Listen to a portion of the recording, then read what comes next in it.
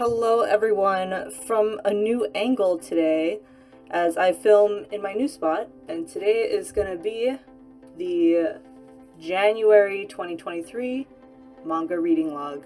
Well, reading log in general, as you'll see. You may also have noticed that the video quality looks a little different, maybe the sound's a little different. I did get a new camera recently, so this is going to be my first video where I'm really testing it out, so here goes nothing.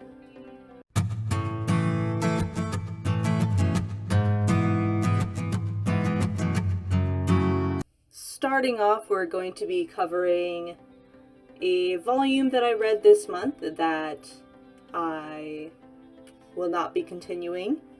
Then we'll be moving into single volume releases.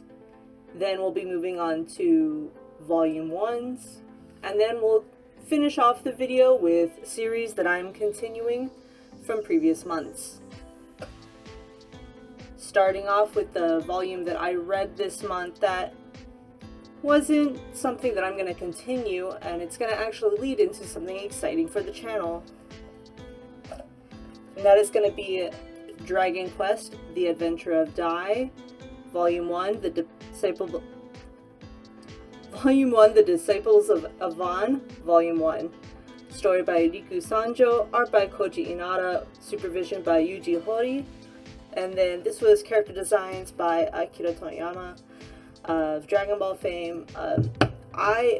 While I did enjoy this volume, I could tell basically immediately that it just wasn't gonna be for me moving forward. It skews a little too young, and I'm not really in my battle shonen era anymore as far as my reading habits go. So unfortunately this was a miss, but you may recognize this volume from my manga tuber Secret Santa, which I will link up here in the corner, or is it this corner? I can't tell with this new camera just yet. But since I did receive this volume for free from Elite, a collector, I would feel weird selling it, so I'm actually going to be giving this volume away. If you want to be eligible to get a free volume of manga, I'll send it to you, media mail, USPS. Leave a comment down below and tell me a manga that you had to drop recently, and maybe put hashtag Dragon Quest giveaway in the comment, and I will be able to, I'll do a random number generator for someone to get this volume, and then I'll pull that at the end of the month. But that was Dragon Quest: Adventure of Dai. An unfortunate miss for me, but I'm happy to pass this along to someone. Next up, we'll go over the single volume manga that I read this month, and we're going to start off with a BL, and that is going to be Entangled with You, The Garden of 100 Grasses, by Aki Aoi. This is a short story collection with about half of the volume being taken up by this cover couple right here, and we'll read the back. A boy and a beast in the deep dark woods. Once upon a time, Marcel's sister injured herself in the forest while gathering herbs. Marcel was at a loss of what to do until a fearsome horned man appeared, offering help in exchange for a promise. Now, 10 years later, Marcel returns to the woods, steeling himself for death.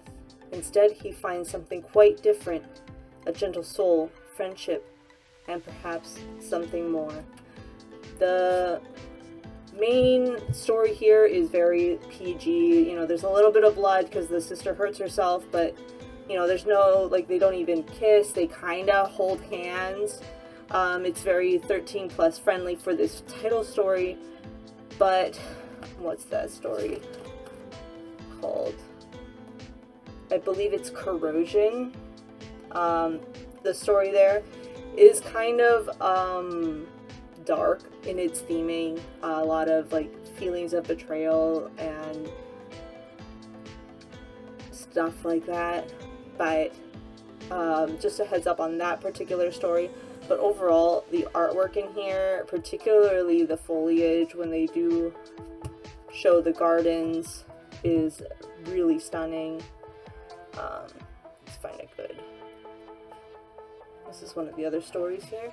You can see really lovely artwork. I hope we get more stuff by Aki Aoi. I don't know if they have anything else, but I did really enjoy this volume. So that was Entangled with You, The Garden of 100 Grasses. One more one-shot this month, and that is going to be Maiden Railways by Oshinoko Nakamura. This was put out by Dempa. This was a lovely little release. I borrowed it from my library. Has the French flaps with some nice color here. The train tickets here, which is always fun. And then a little color page at the beginning. And this is a series of short stories with characters tied together by the train system. And it ranges from, it's generally love stories, but one's like a little bit sad towards the end, or it's just stories about trains and dealing with love and loss and things like that. This was a lovely little collection. I think if you're wanting somebody to kind of get used to Oshinoko Nakamura's artwork, this might be a good introduction. I think, if I'm not wrong, yeah, there's like also random color pages sprinkled throughout. And those are always also really nice. You do get a few manga panels on the gloss pages because of that. But yeah, if you haven't read any of Nakamura's works yet, I think this would be a good introduction. It's a little bit, you know, it's more PG than some of her other works, because she is a mangaka that does delve into some taboo topics, especially with her recent release out of Yen Press, Tales of the Brothers, or Brother something or other. It's a hardcover. Those stories are a little much, but I also heard that Maiden Railways has continuation in Japan. I haven't looked up to see if that's true, but if it is, I'd like to know, because supposedly there's continuations for some of these characters, and I'd really like to know where some of their stories go. But anyway, that was Maiden Railways by Oshinoko Nakamura. One of my favorites, honestly. I love her work.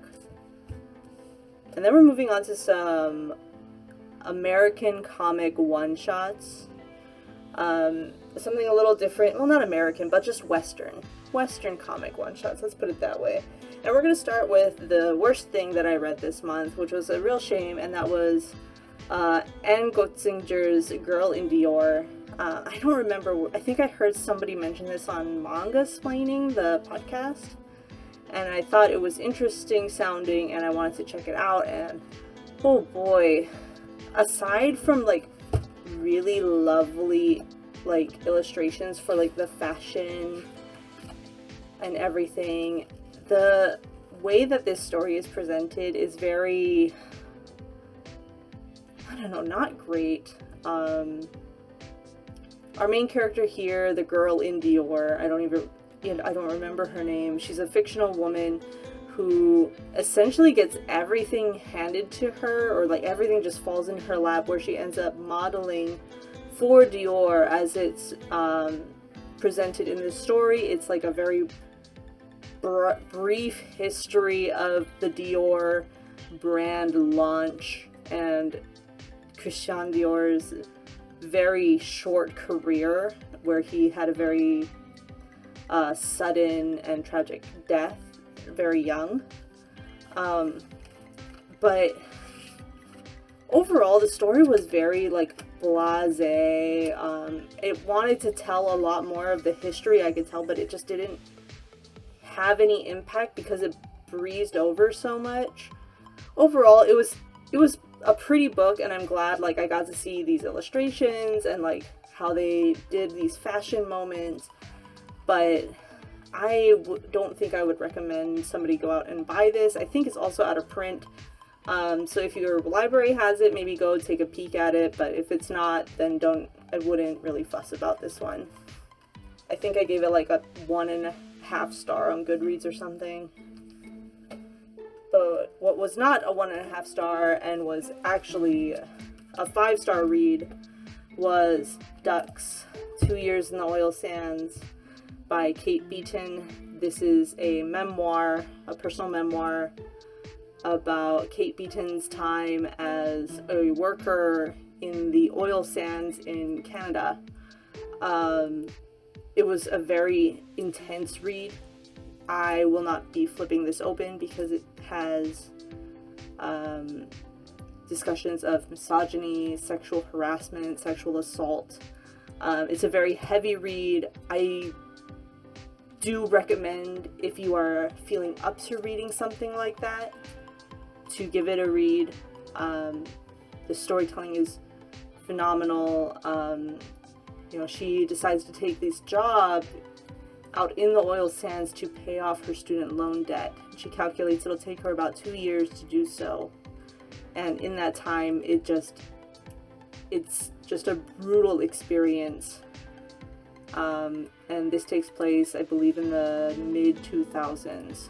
So there's a lot more misogyny, like just general misogyny, that appears than what we typically will deal with.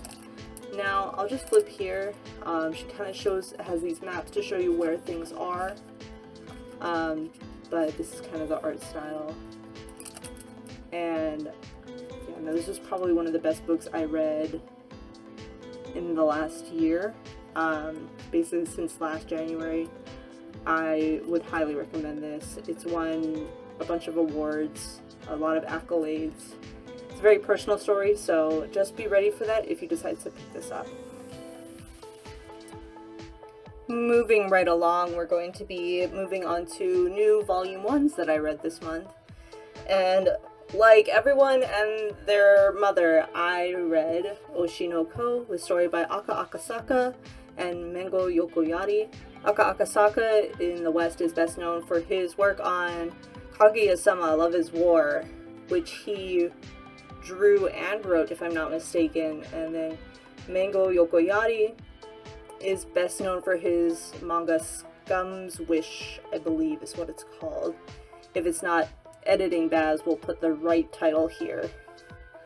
But Oshinoko was a very highly anticipated release out of Yen Press. It comes in a standard trim size and has a color page here in the front. It follows the story of the children of Ai Hoshino, this character here on the cover. She is a 16-year-old idol who becomes pregnant, and when she goes to her OB in secret out in the middle of nowhere, the OB ends up accidentally being a fan of hers. Something they didn't anticipate, but he promises to take care of her. And we kind of follow him in the first chapter as he's taking care of her, getting her ready to give birth. They find out she's pregnant with twins. And then as she's about to give birth, the OB is stabbed and murdered. And as he closes his eyes, he then opens his eyes and he has been reborn as her child. That might sound like a bit of a spoiler, but that literally all happens in chapter 1. It's kind of mentioned all over, but the rest of this volume I will not talk about too much, other than you see the kids kind of growing up a little bit. They aren't babies for this whole volume. So I definitely recommend checking out Oshinoko. Fun little factoid. The kanji for oshi means to push, and that is slang in Japanese for what people would call your stan, who you stan, because you're pushing them, they're your oshi. And then no in Japanese is like the possessive particle. And the kanji they use for ko is the kanji for child. So it's basically the child of my oshi. The child of my bias, as it were. So yeah, that's just a fun little factoid about the title. The rest of the new series that I checked out this month are both BLs. One is going to be Happy of the End by Ugeretsu Tanaka. This is my first work that I've read by them, and it's going to be my first pickup from Kuma. What I was not expecting was the uncensored buttholes and peepees in this volume. I mean, I knew it was Kuma, which is like the BL side, basically, of like Faku / Denpa. And I don't know why I wasn't expecting it to be uncensored when it came wrapped in plastic. But I also wasn't expecting the slipcover, which was a nice surprise. But what I also wasn't expecting was for this volume to smell funky. I don't know why it smells a little weird. It was printed in Hong Kong, and I have had stuff come from China before, and it smells a little weird. But that has nothing to do with the story. That's just my 4D experience with this manga. I'm going to read the back here. Starving, broke, and homeless, Chihiro wanders into a bar where he meets the handsome Keito.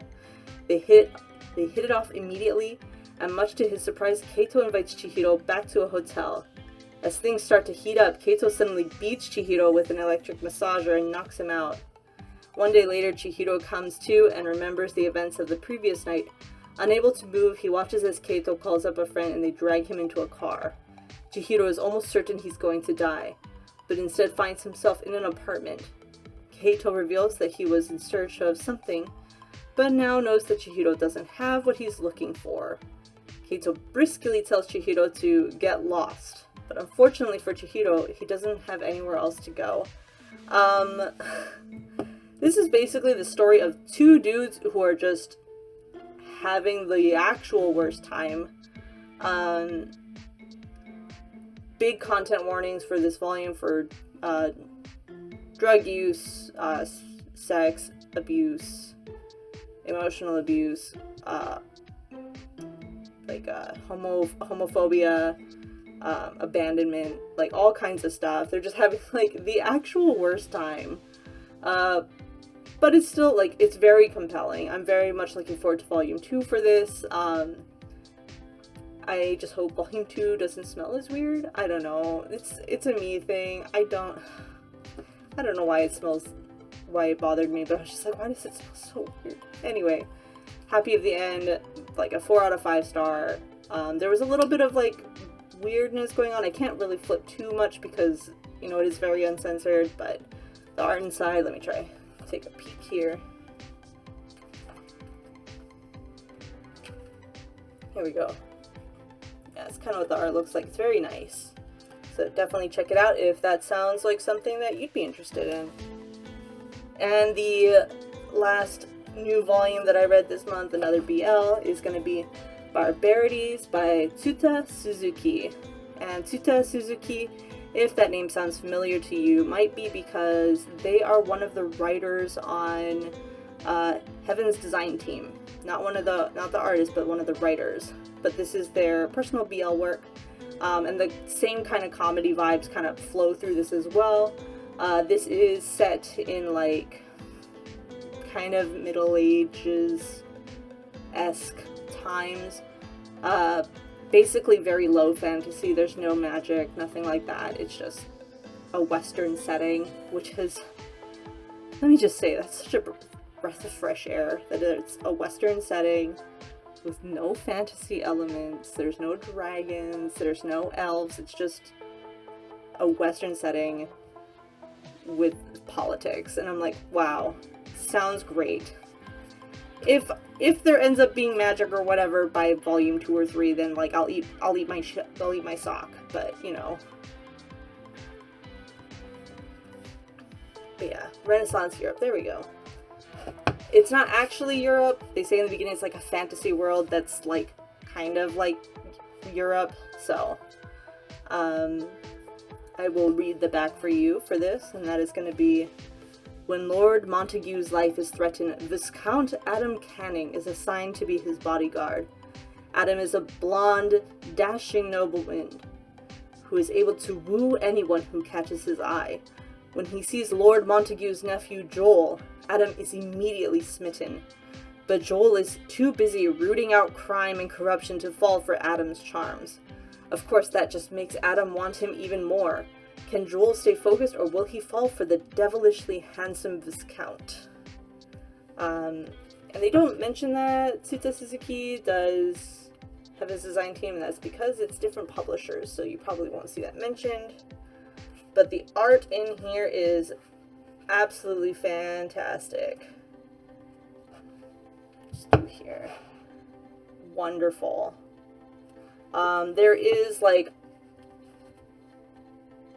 the hint of spiciness happening in this one, but I would say it's probably, it says 17 plus, but there's no actual deed being done in this by our main characters that you see. There's like a semi-shaded pee-pee in one thing, but it's very like, I would say this volume at least is like 15 plus.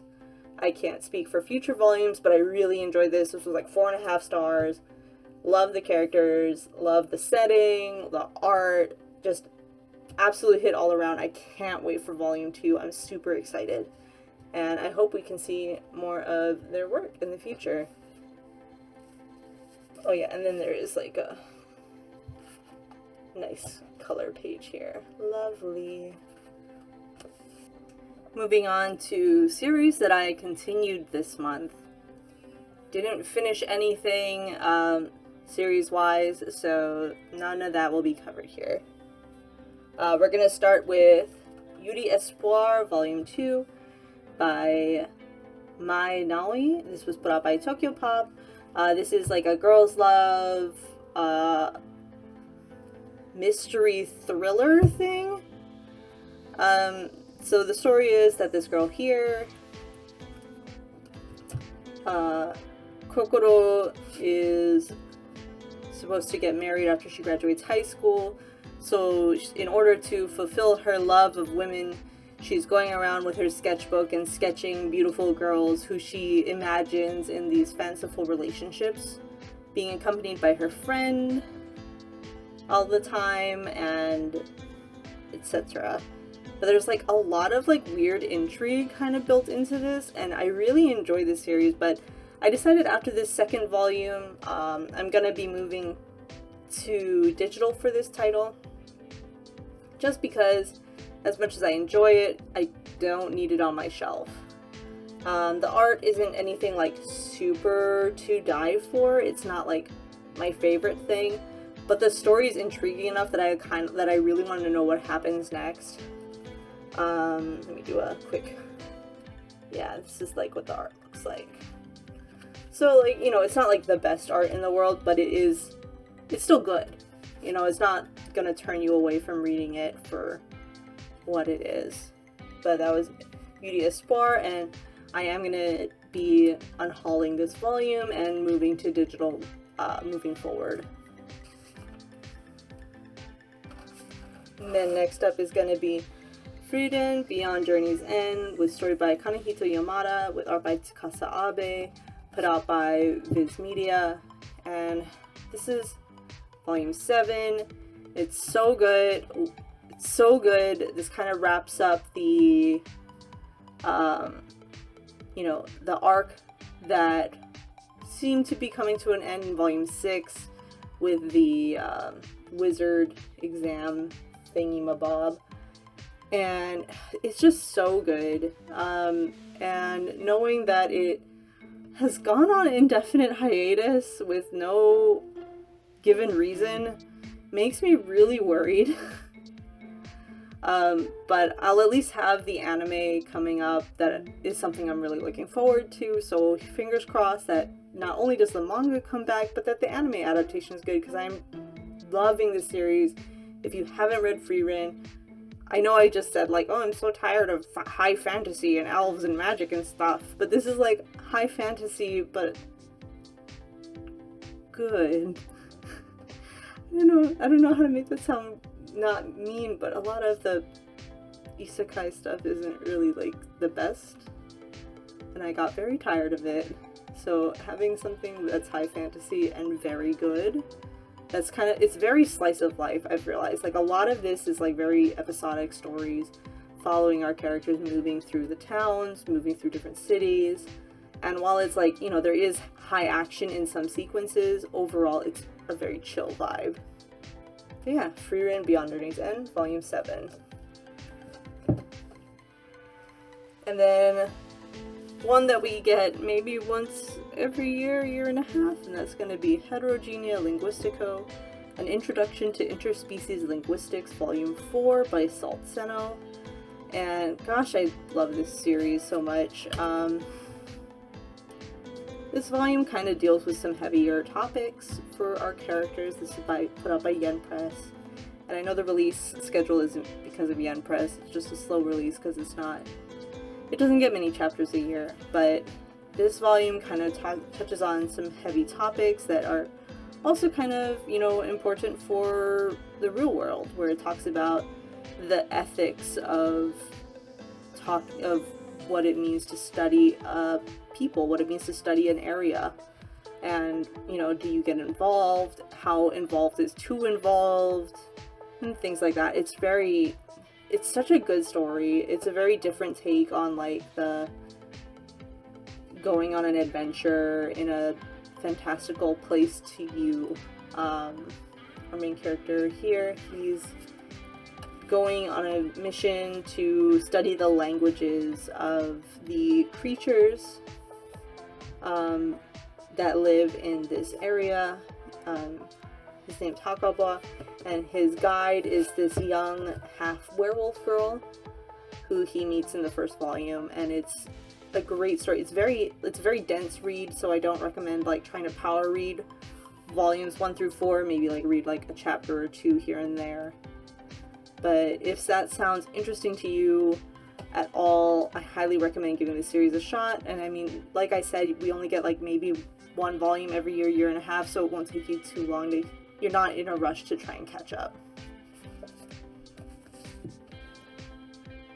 And then the big one for this month was, I read volumes 24,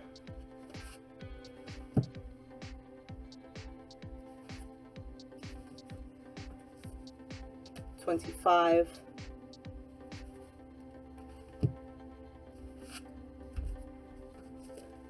26,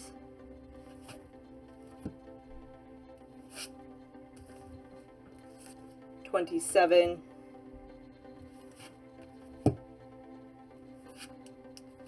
and 28 of Takehiko Inoue's classic sports manga, Slam Dunk. Pretty timely that I read so many of these as reprints were starting to go out into the wild.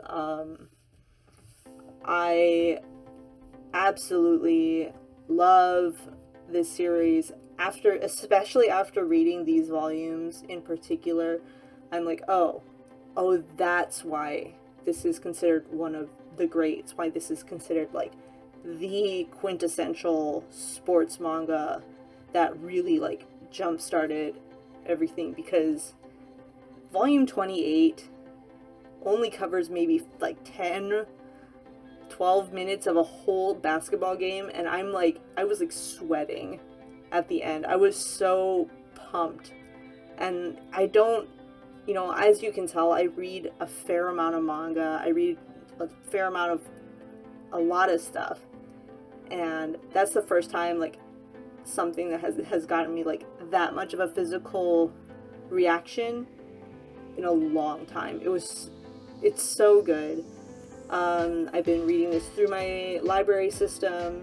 I've been very lucky that they have it, but, you know, if your library doesn't have it, now is the time to pick it up online, because it is back in stock. Viz has been reprinting this classic series, and it's wonderful to see it be available for other people to read, because I'm enjoying my time and I'm going to be finishing the series in February, and I will give you my thoughts in my next reading log.